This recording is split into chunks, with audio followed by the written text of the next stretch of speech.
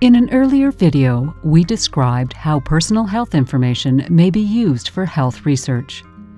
In this video, we look at how and why researchers may link medical information with other information, like where you live, your income, and your education.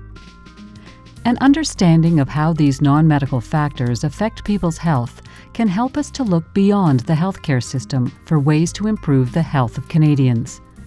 These non-medical factors are called the social determinants of health. Let's take a closer look at these social determinants and how they can influence your health and well-being. We commonly think that our health is affected by our age, gender, and genetic factors that we inherit from our parents. Most people realize that our health is also affected by lifestyle factors, like how much we exercise, what food we eat, and unhealthy habits such as smoking and excessive drinking. However, these factors are only a small part of what affects our health. Other factors include our social relationships with our friends and within our community, our income, our education, and our working conditions. So how do these social factors influence our health? Let's look at heart disease, for example. Heart disease affects the heart and blood vessels. In Canada, one person dies every 7 minutes because of heart disease or stroke. Many studies have focused on individual risk factors such as high cholesterol, unhealthy food choices, and an inactive lifestyle. But let's dig a little deeper by looking at food choices specifically. Several things influence what we decide to eat, including how much money we can afford to spend on food. A hamburger from a fast food restaurant is less expensive, but much less nutritious than fresh foods like fruit and vegetables. How much money we spend on food may be limited by our income, which in turn is influenced by many other social determinants, like our education. This means that individuals in low-paying jobs are at a higher risk of heart disease. Our eating habits are also shaped by our family during early life and reinforced by our friends later on. These habits may be difficult to break. Let's take another example. Unemployment or poor working conditions create unstable life situations and cause stress to the individual. Stress has negative effects on health, increasing the risk of heart disease, causing poor sleep patterns, and weakening your immune system. So what determines income or employment? One major factor is education. More education generally leads to a better chance of employment and higher paying jobs, both of which have a good influence on our physical health. However, even if you are employed, some workplace conditions, such as lack of flexibility and control over your workday, and short contract work can cause stress to the individual. As you can see, many complex social processes and other factors are connected with one another to affect our health. Studying how these factors work together in large populations is a challenge for researchers, and that is what we would like to look at next. In an earlier video, we discussed how your health information may be drawn together in research data centers to analyze healthcare utilization and your health. In the same way, information about income, education, and various other social determinants of Canadians' health may be drawn together and linked with health information in these data centers.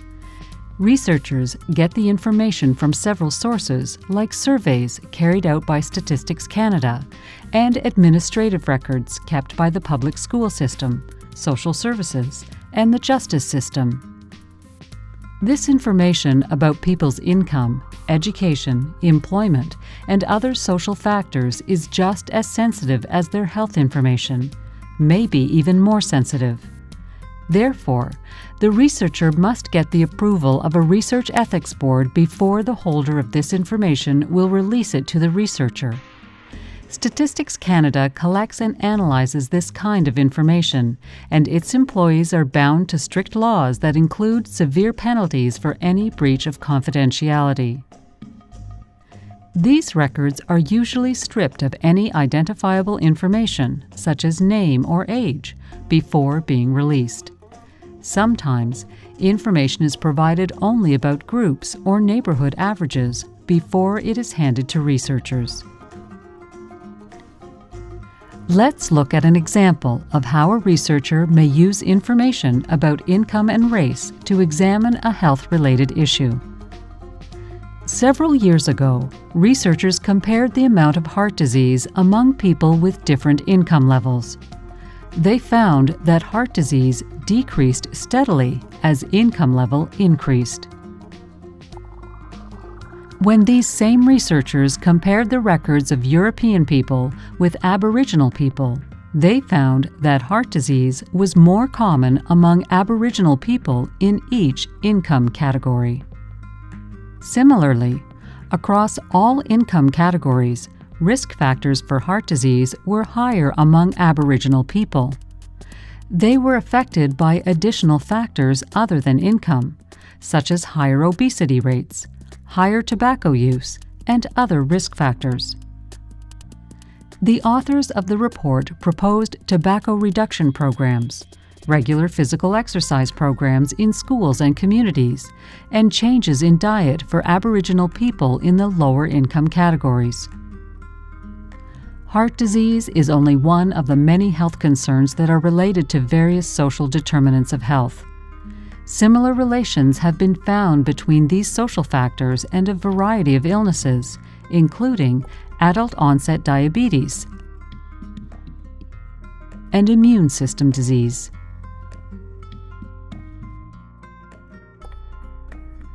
Personal information for health research and planning of services and programs has been used for improving the healthcare system and for public health purposes. This type of research often links health information with non-medical information, like income, education, and where you live. This information is important for understanding disease patterns across geographical areas and among specific disadvantaged communities, so we can implement ways to improve Canadians' health. For example, through employment laws and through programs to provide income assistance, social services, and safe and affordable housing for those in need of these services. The healthcare we receive is only one small part of what maintains our health. Research into the social determinants of health can teach us more about ways we can improve the health and well-being of Canadians that go beyond the healthcare system.